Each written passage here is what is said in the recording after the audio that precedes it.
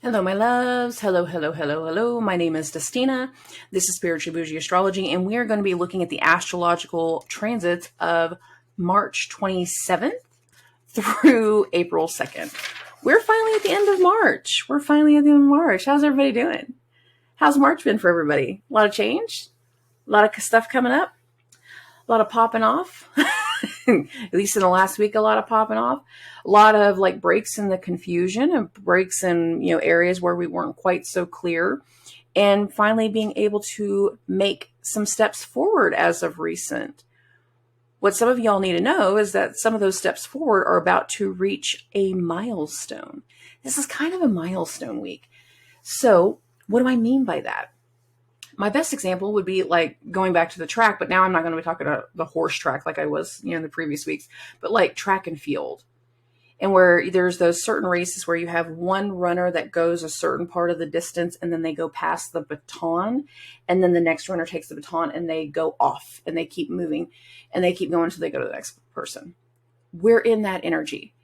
But most of us are not passing the baton to somebody else. It's just where we've ran this part of the track and now we're about to hit the next level of obstacle. Maybe it's more of an obstacle course this week. We're about to start grabbing the rope and start making a climb on the way up so that way we can get over a certain brick wall that's necessary to get over. There's been a lot of things that have happened in the last week. We had that new moon in Aries, which has started what I'm going to call prequel season. We're in a prequel to everything that needs to start to really shift and change and find new ground in eclipse season. We're feeling our actions to carry us forward. However, our actions are not as overthought as they were before. They're not being as combative as before. We are not popping off and feeling as combative as before because Mars went into Cancer this weekend. Mars went into Cancer. Mars went into its fall. Mars does not do well in Cancer. He's not happy, but that's because Mars is about action and Mars likes to have fast movement and get things going in a certain way. And Mars plunging into the sign ruled by the moon, Mars plunging into Cancer is like part of my obstacle course includes jumping in the water. We have to jump in the water and we can't just swim. We're supposed to power walk through the water. Here's the thing about walking through the water. If y'all have done it, I've done it. I love the water. We don't move at the same pace. We don't walk at the same pace. It's a whole different level of movement. And for Mars, once he goes into this sign, he doesn't like the movement. It just doesn't. He doesn't feel like he can go as fast. And that's going to be kind of feeding into our energy moving forward, is that we don't feel like we can go as fast. We are still making forward motion, but it's not as fast as whenever we were in Gemini. We have to take more careful steps now. We can't rush things. We literally can't rush them. It's one of those things that as we're kind of moving forward, we can feel we can't do anything in a rush, that we need to take our time, that we need to be considerate, that it needs to be well thought and well planned before we take action. I always associate Mars in Cancer to home building. We need the prints. We need the permit. We need the color design. We need the prints. I need to know how high the walls are going to be. I need to know the roof pitch. I need to know the exterior material. I need to know the plan. And then again, we're still needing to take this time to build. And that's where we're at this week. We have plans, and now we're kind of in the mix and we're exposed to the weather. Whenever you get a house to a certain point in the beginning stages, you can't do things in the rain. You have to get it framed up and you have to get a roof on, all the windows on, to like dry yourself in. Right now, we're trying to get to foundation. We're trying to get to slab. We're trying to get the footing of the house put together so we can get to a frame and we can get everything roughed in. We're just not there yet. We're kind of in the mud. We're in the mud. It's not a bad way to be. You just have to, wear the right boots. All right. Let me share my screen. All right, it is Monday, March 27th. I have this at 9:13 a.m. Remember, I am Central Time, so adjust for your specific time zone. The moon in Gemini, that's how we start the week. The moon is in Gemini right now, whenever I'm actually recording this, and this is our very first moon transit without Mars in Gemini since last summer. It's our first one since last summer. That's crazy because that means that our thought process is not getting interrupted. The message that we're wanting to communicate, this area of our life, is not being put into overdrive. It's not getting disrupted. We're less likely to react, popping off at the mouth. Pop off season, Mercury is still in Aries, but now that Mars has moved into Cancer, his energy isn't quite as crazy. We're not just popping anything off. Next of whatever comes out of our mouth has a purpose to it, actionable necessity to it. There is a different way of thinking. Our minds are in a different frame. And for lack of a better way to say it, a lot of us are going to feel really sluggish these first few days of Mars in Cancer. And you need to know that going into Monday because Mars went in Saturday morning. Saturday morning for Central Time. If you're in another time zone, adjust accordingly. I apologize. But for Central Time, Mars went into Cancer early yesterday morning. And moving forward, everything has been just kind of a slow, fluid motion. It's not going to move fast. You might not realize this until Monday morning. And you just kind of feel like there's not enough coffee. There's not enough coffee. But understand, we need to take our time, and Saturn is actually telling us that. And I want to point this out now that I actually have the screen up versus like in the beginning, because this energy right here, this started over the weekend, but we're going to feel it all of this week, all of the week of this last few days of March going into April. So all the way through, we are going through a trine of Saturn imposing his will in a positive, constructive way to Mars. Take your time. Read the instructions. Be purposeful in your actions and understand that that is the energy this week. It is time to take certain actions, but these actions, they're related to the moon, they're related to Cancer, they're related to this area. We need to have considerations in place with where we're going next. Okay. Now, as the day progresses, Chiron is going to sextile the moon. Mercury is going to sextile the moon. Jupiter is going to sextile the moon. As the day progresses, we're going to see our plan and our ideas and the things that we're doing. They're going to kind of synchronistically fall into place. It's going to be a very proactive day. For the most part, it's going to be very, very proactive. And we're going to just kind of feel like, man, I got everything finally lined out. I'm finally getting everything put into place. I'm finally feeling my groove. The fluidity of Mars and Cancer is also finding your groove and finding a way to work in this new level of motion. If you take your time and you think yourself through, you will get through things really easily. Okay, now we're going to bump this by hour because the later part of Monday going into Tuesday really feeds more of Tuesday's energy, but part of what plays out on Tuesday really starts the evening before. So our job site gets worked through. We make these final actions. We put those final things in place, and then we get into the evening, and we have Neptune pushing his will onto the moon. Neptune is squaring the moon. There is an area where we're a little foggy. There's an area that's not completely clear, but we're trying to get clear. So we almost go into research mode.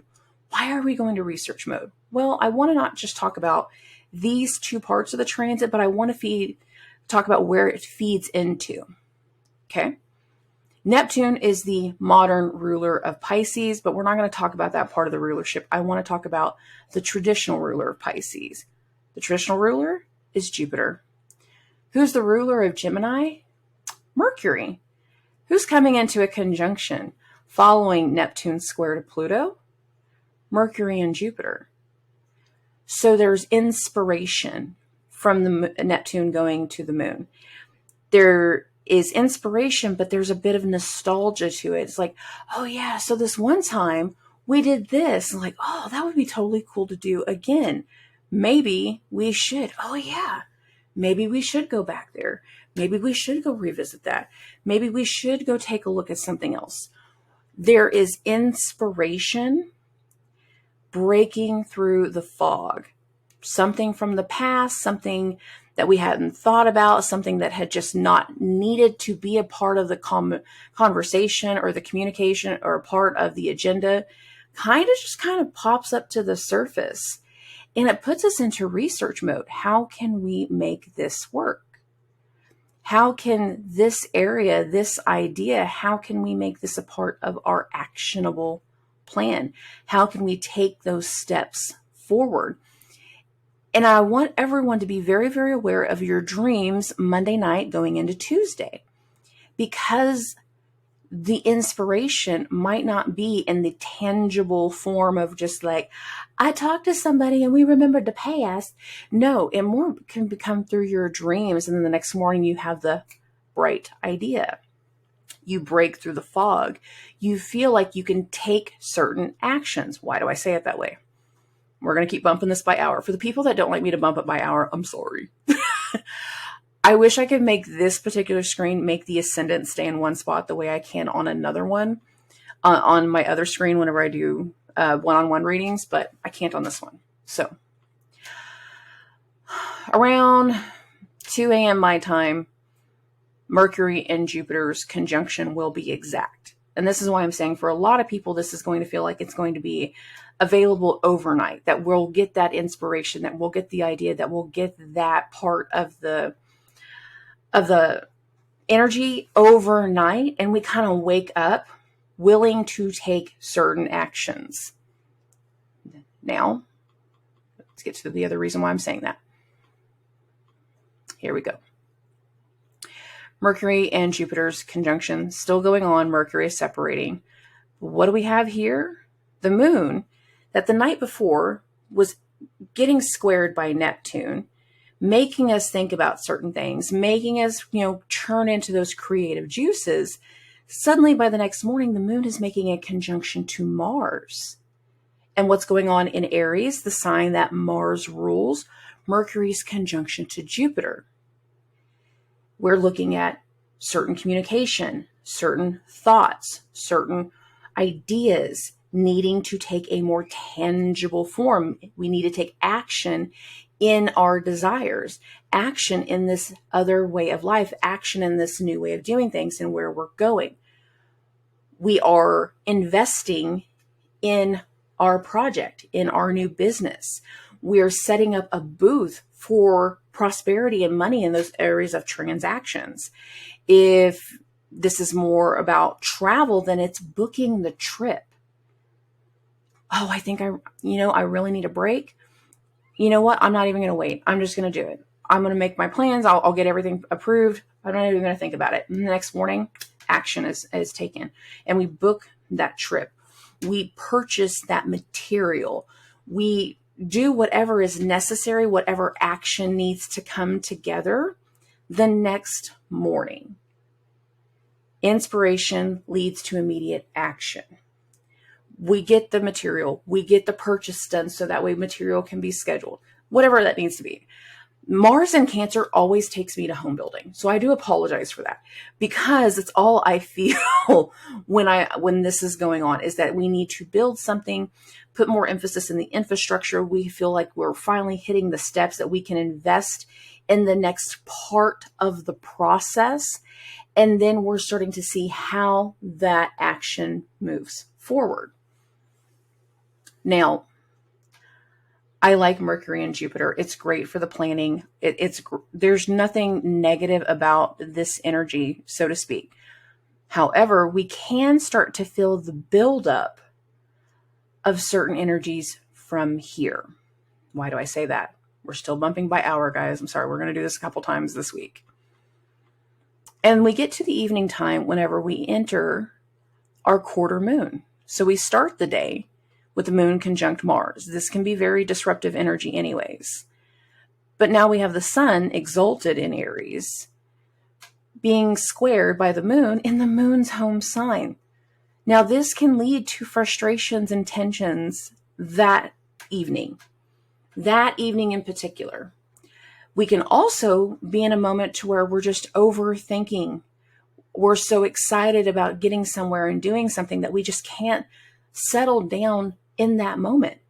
We feel something that is coming together this week. We feel certain things are falling into place this week. Again, this is a milestone week. We're taking certain steps in the actions that need to come together. And we're feeling that. There can be some frustrations and there can be tensions and there can be things that kind of start to boil to the surface. Now, I'm saying that part for a very specific reason, because Saturn and this trine to Mars, certain emotional things will start to come to the surface. They start to feel like they need to happen. This is a bit of a boiling point, but I'm not saying an explosive boiling point. It's more like we can feel this push for actionable desire, whether that is taking steps towards, again, building that infrastructure, everything that if we purchased a bunch of stuff earlier in the day, or we did all the different running around to get our stuff lined out. Now we're super excited to finally do something with it, but it's so late in the evening. It's just like, I'm not doing that right now because I'm going to want to do it for like 5 minutes and then I'm going to be tired and then I'm just going to want to go to bed. So I'm just going to do it all tomorrow, but we're still super excited to do it. I'm so excited. I'm so excited. I'm so excited. There's excitement here. There is the want to do something, feeling like it's time for something to happen, time for a certain action, time for a certain desire.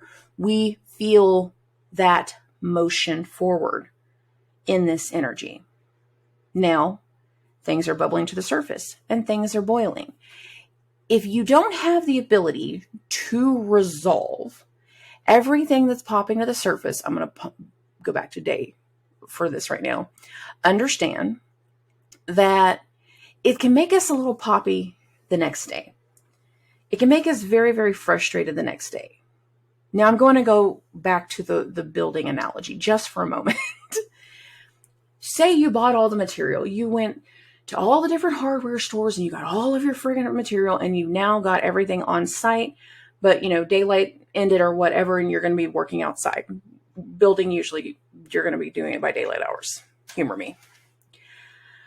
When you start doing your actions the next day and you're feeling really good and you're putting all your plans together, other people can suddenly have an opinion. Well, maybe you should do it this way. Well, maybe you should go over there. Or maybe you shouldn't have got that material and you should have went another way. Maybe we... And suddenly, everybody has an opinion of everything else that's trying to be done. Now, you can be the opinionator and understand that if you're not doing the work, your opinion may not be necessary. Your opinion may not be desired, nor should it be required. The other way to look at this is going to be the other thing. You're trying to get something going. You're trying to do something. You're trying to make certain things occur. And everybody else is like, why are you doing it that way? Why did you use that material? Why did you use that drill? Why did you use those screws? Why don't you use a nail gun? I'm like, do you want to build it? Bro, if you're not going to help, if you're not going to pay for it, shut up. Somebody's not going to like me this week on that one. But it's true. If you're not taking certain actions and if you're not helping in the effort, then I don't need your opinion. Nobody needs that extra opinion. If somebody is already making actionable steps and you're coming in after the fact, again, your opinion is not desired or required. And until that changes, keep it to yourself. Just humor me on that one. Keep it to yourself. That is going to allow for the best part of things to progress. Now, what I love about this, and as everything kind of connects, and depending on the amount of work we're trying to do this day, and the amount of things that we're trying to impress, as we continue all the way into the 30th, we can start to see a more tangible thing that we were thinking about, this tangible area of desire, start to take a different level of shape And then we're going to get it to the 30th. And it is the transits of the 30th that truly make me feel like we're building towards something that's more of a milestone this week, that we're headed in a very specific direction. And now we start to feel that shift, that click. I know, right in your ears. I'm sorry. Now that baton is starting to change hands. Humor me, because I've meditated on this transit multiple times. Earlier in the day, the moon is going to have a trine from Neptune. But not only are we going to have that, but we also have this right here. Venus's conjunction to Uranus. And it makes me think back to some other transits that have occurred, 3 in specific, now coming around. And I'm going to go from the oldest one to the middle one to the most recent as to the 3 sets of transits that I keep picking up on going to here. Now, the oldest one is June 11th of last year. And on June 11th, Venus and Uranus had a conjunction in Taurus at 16 degrees. This is March 30th. Months later, where's Venus and Uranus's conjunction? At 16 degrees. Now, the difference between that conjunction and this conjunction is the placement of the moon. When this starts, the moon is in Cancer. The moon is in this area where we're trying to get something built, that we're trying to nurture something, that we're trying to bring something to its fullest potential. Then the moon is going to go opposite Pluto. I'm going to bring this part up here in just a second. We feel certain things that need to come together, and there is excitement. The moon is in Cancer, but where was the moon last year? It was in Scorpio. And it made an opposition to that Venus-Uranus conjunction. So things that were starting to come together, that felt like they should have been coming together last year in the summertime, that did not come together, that was immediately met with hesitation, opposition, distortion, a misunderstanding, frustrations, blindsiding for some people, the unexpected. The thing about Uranus is you're meant to have some unexpected things. But whenever you put the moon in its fall in Scorpio, making an opposition to this area of exciting Venusian things coming together, then we're going to have things not go to plan. But the reason that at that time things didn't necessarily go to plan was because of Saturn. That conjunction occurred right after Saturn had went retrograde. So anyone that was wanting to take things progressively forward, they couldn't, because Saturn had already let us know the timeliness of we can't progress any more than where we already have. We now need to go backwards over things. Now, I will admit Saturn is in shadow on this date, on March 30th, the one that we're actually talking about. So that means certain parts of what's coming together this week, we will be coming back to later this year, but not all of them. The moon not being in opposition to the Venus-Uranus conjunction tells me that things can finally come together in some way. Saturn being direct in its trine to Mars tells me that it is time for some level of disruption that is in this considerate area, that is in this emotional area, that allows for certain fluidity to occur.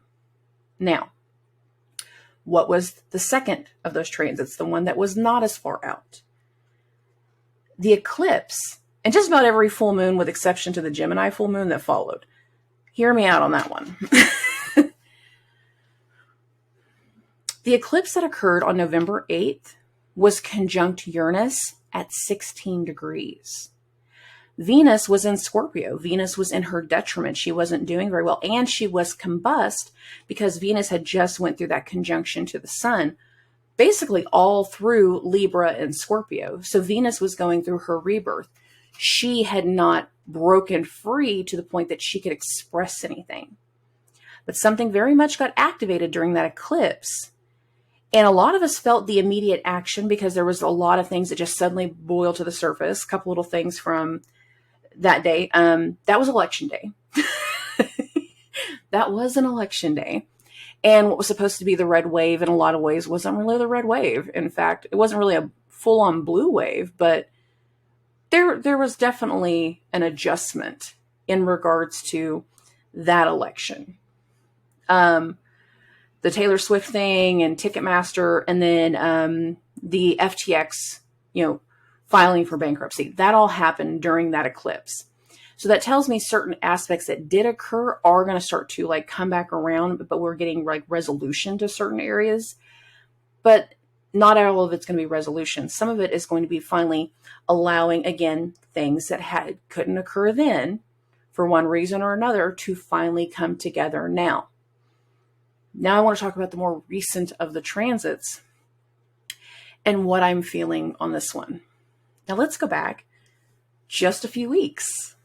And during that whole hot mess, Neptune, Sun, Mercury square to Mars, and trying to get something going and trying to overcome something and having all of these areas of blindsiding and not understanding and lies coming to the surface and all this other stuff, depending on where you fell in that category, there was one other transit that we were so busy with this other thing that we couldn't even address properly. What was that transit? That was whenever Venus was at 29 degrees of Aries, squaring Pluto at 29 degrees of Capricorn. Now that happened specifically on the 16th, March 16th. Venus entered her square. She was building up to it for a few days. So this is why I'm saying what happened right around March 13th through, we'll say the 17th. So just that Tuesday through Friday. What happened that week? What message did you get? What inkling did you get? What little thing tried to show itself, but you couldn't address because of that other area, because of all of the other mess going on in the shit show? We just kind of went, oh. Now, some of us, we got that message. We saw the email. We opened the letter. We found something, or we were going through one other area trying to discover something, and we found this. But we were so focused on this right here that we couldn't even talk about this. There was a trigger, and that trigger was Venus's Pluto, the Venus-Pluto square. Pluto was, in fact, pushing its will onto Venus. But then I cannot talk. Oh my God. Venus immediately changed signs. So this moment was very quick. We didn't have a buildup. We didn't have a full separation. It was very, very quick. And then immediately afterwards, a week later, Pluto changed signs and went into Aquarius. Who are the rulers of Aquarius? Saturn and Uranus. What's Saturn doing? Trining Mars, pushing its will that it's time for certain disruptions. It's time for certain trajectory changes. It's time for certain passions and certain things to come to the surface. Now, where's Uranus in that conjunction of Venus? The moon is in Leo, opposite Pluto. The moon is where Venus will be later this year during her retrograde. And this feels like the bridging moment. This feels like the energy that carries us to that next step, carry us for that next purpose and where we're about to go. Certain things are meant to start to come together now. Now, a minute ago, I said that this was the eclipse point, the 16 degrees, but then it also impacted every full moon with exception to the Gemini full moon. Why do I say that? Because the Gemini full moon was conjunct Mars during the Mars retrograde. So the Gemini's full moon was strictly about the Mars retrograde.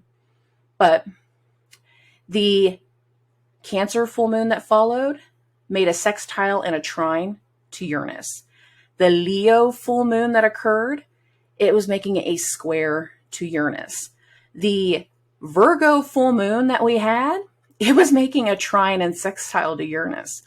All of those other moon cycles that occurred all had communication to Uranus. And if you go back even prior to that, you'll see the same thing in some of the other full moons that occurred between Pisces, Aquarius, and Capricorn.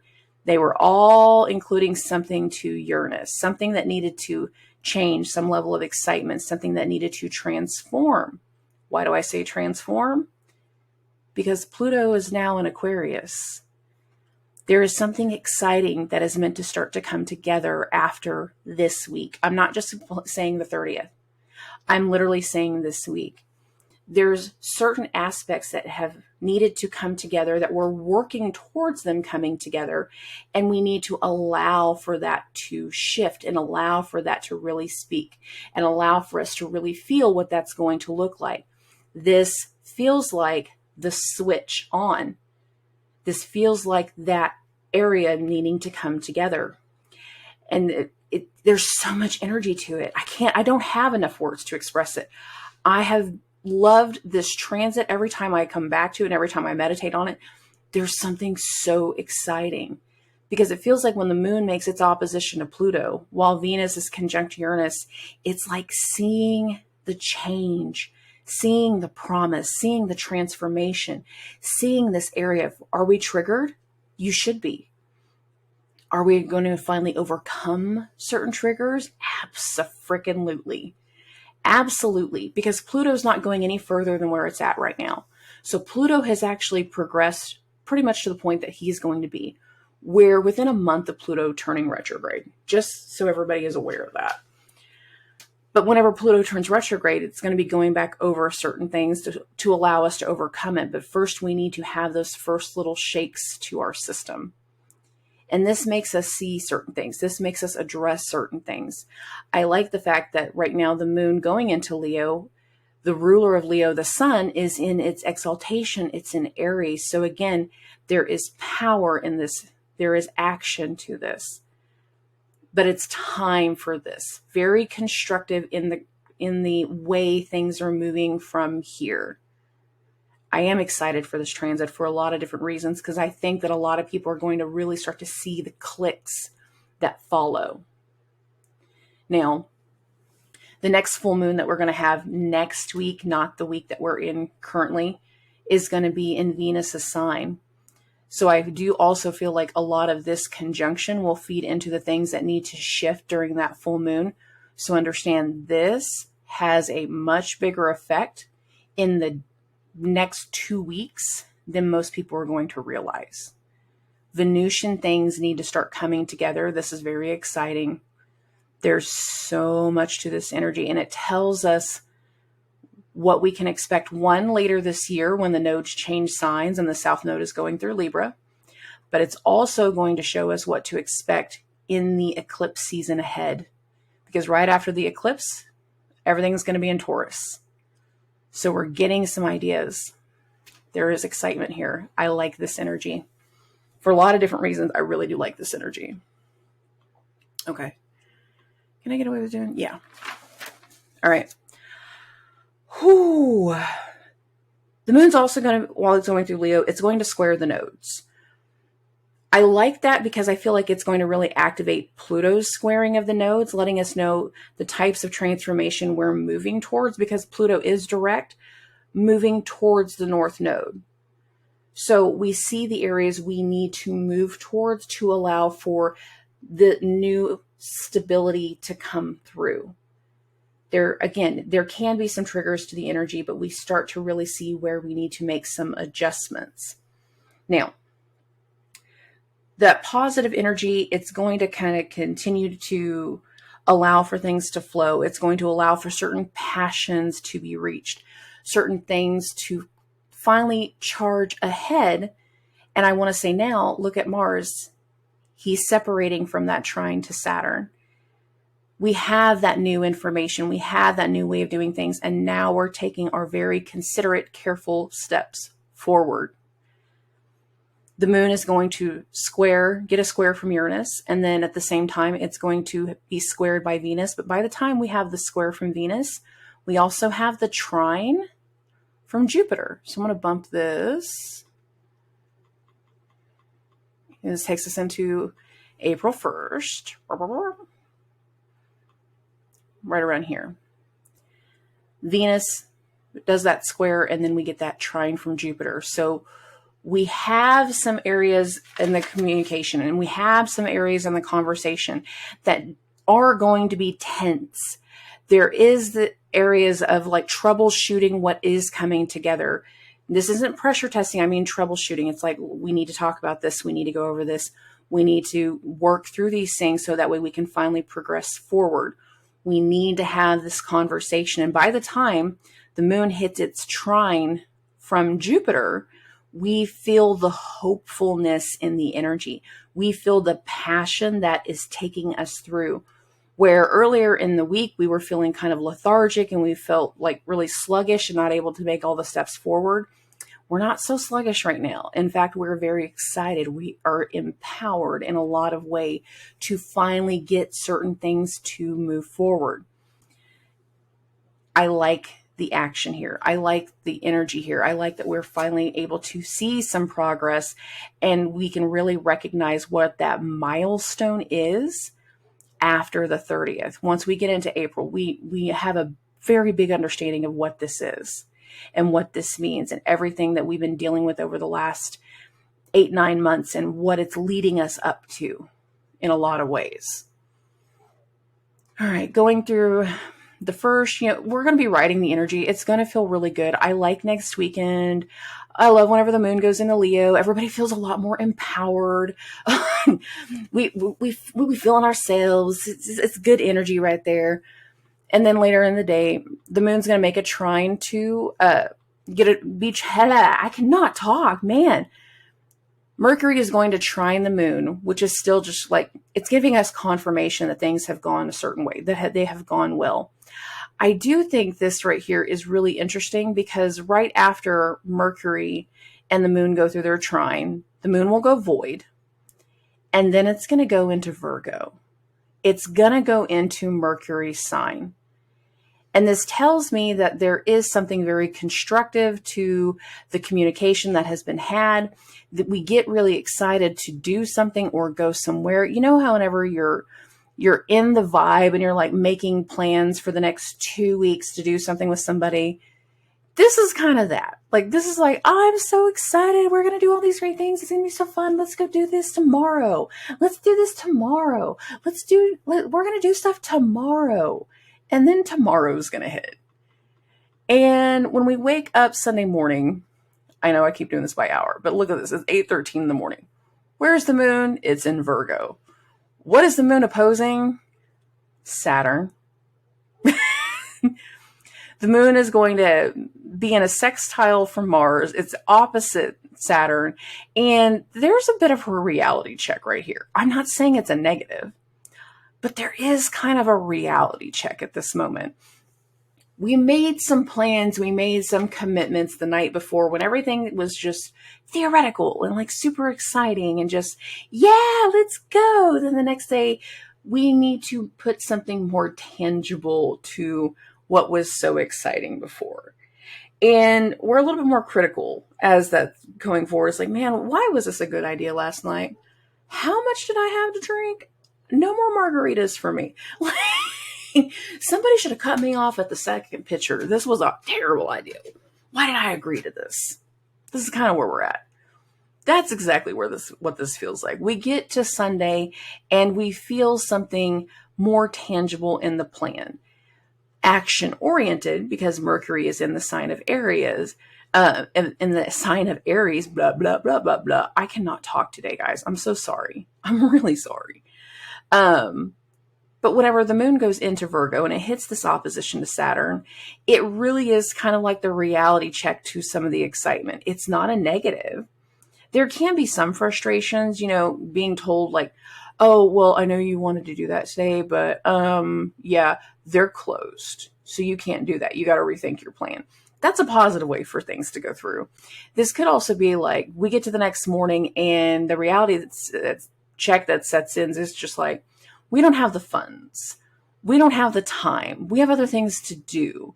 You're going to have to revisit. You're going to have to, make an adjustment, or you can't spend all day there, doing whatever you think you're going to do. No, we have other things to be doing.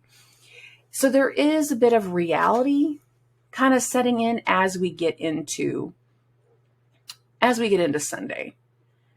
Sunday is going to be really good for if you want to like critically go through some things, like be able to like separate and create some order in areas of the house that aren't so orderly. It can be some back and forth in regards to like, individuals and children and authority figures, that type of thing. Or it's, having to be the authority over somebody else going, no, I know that you told your friends that you would go spend all day with them today, but we have other stuff to do. Like there's just a reality check to this energy. And it's a bummer for some people. For others, it's a part of the tangible process. And we understand it. And we're just like putting things in motion and allowing things to finally progress from there. But there is something that needs to be communicated that is a part of this energy that we feel very drawn to deal with, or we're so drawn to deal with it. And then we get that reality check of like, this isn't going to go quite the way that we planned. It's not a negative. It's not the worst week in the world. It's just, we're ending in reality, which isn't a terrible thing to do. It's really not. Okay. Oh my goodness.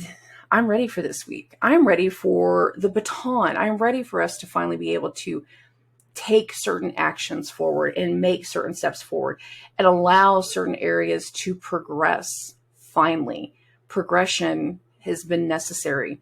We're seeing everything that has come through. We're seeing everything that has been revealed. We're seeing everything that has been talked about. And now it's going forward in some way, whether that's us launching new products or making those first few sales or setting up our like sell space or setting up our workspace. But there's definitely action in the building of infrastructure. There is action in regards to this area that needs to be put into order, creating a process. And everything feels very, very purposeful this week. With exception to that Venus-Uranus conjunction, that just feels exciting. I love that energy in so many different ways because I feel like a lot of people are going to be so creatively, what's the word? I'm really sluggish. I drink a full pot of coffee and I still can't think straight. What is the word? Oh no. We're finally having so much come together. That's the best way I can say it. I don't have all my words today, guys. I'm very sorry about that. But we're moving towards progress. That's for sure. This is a week of progression, and this is a week of getting things finally moving forward, but not just in one area, but now like in the amplified ways, putting a lot of things together and allowing for others to know what's changing and what's transforming and what's conspiring, what's been going on behind the scenes. We're starting to see this area become much more known and more recognized. And we're getting confirmation in many synchronistic different ways. We just keep getting those little things from the universe telling us we're on the right path. Now, if you're not getting those messages, if every single action feels like it's another slap to the face, it's another brick wall, it's another thing telling you you can't do this, this isn't going your way, that's because it's not your way. And some of the energy that is progressing and some of the things that are coming forward, if you are still trying to do the same old stuff, if you ain't been making changes, then a lot of this energy is going to be those slaps of reality that are going to be kind of like slapping you into place. And I mean that in the sense of like, where's the hole? Where's the hole? Like pushing it. Here's the roll. Find the hole. Go in the hole. we're skee ball. That's what I'm thinking of.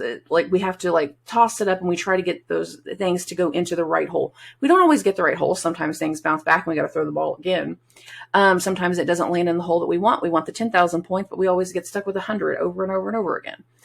This is kind of that. If you have not been finding your forward motion, finding your pivots forward, finding those next steps for yourself, this week also feels like the universe is going to start slapping you that way. It's going to bat you where you need to go. The harder you resist those changes, the harder you resist moving in this new direction, the tougher the transits feel. The more you start to flow with this energy, and as Mars is going into Cancer, flow is the right word because there's a lot of fluidity. There's so much water, it feels like flowing water. This is why progression is necessary. We don't swim against the current. We're not all salmons. And look at salmons whenever they do that. Most of them don't survive. They try to swim so much upstream that they just beat themselves to death. That's the truth. That's what they do. That's why so few make it all the way up. You can continue to try to be the salmon that is trying to swim upstream and beating yourself to death, or you can start to realize why the water is flowing downstream and why we're needing to go with the currents involved, the water currents, the trajectory and the motion. It's time to float. Stop fighting and start realizing what that floating feeling can feel like. Because this week has a lot of floating energy to it. Follow the rapids. Follow the water. Anyways, thank you for everybody that listens. The next episode is actually going to be the month ahead for April, which will take us into eclipse season. So we'll do that window of opportunity later this week. Hit me up with questions. Hit me up with concerns. I do read everybody's messages. I sincerely appreciate everybody that listens to me and everybody that subscribes. Thank you for sharing this with your friends and your family. And then I will see you soon. Bye, guys.